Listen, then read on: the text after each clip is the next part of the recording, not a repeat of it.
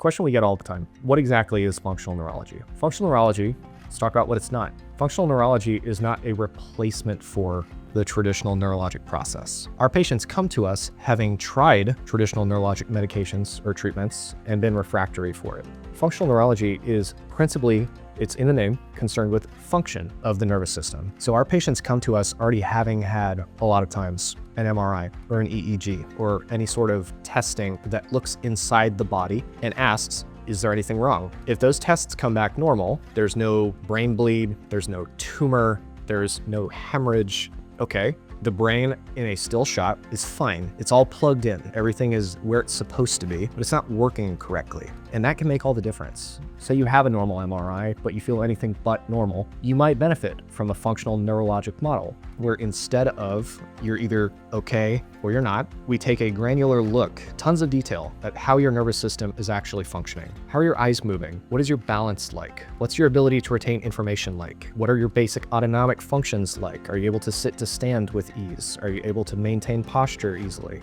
Think of it as physical therapy for your brain and nervous system. A functional neurology approach can help if you've been refractive to previous means of treatments, are looking for better answers, and are looking for a deeper solution to your ailments.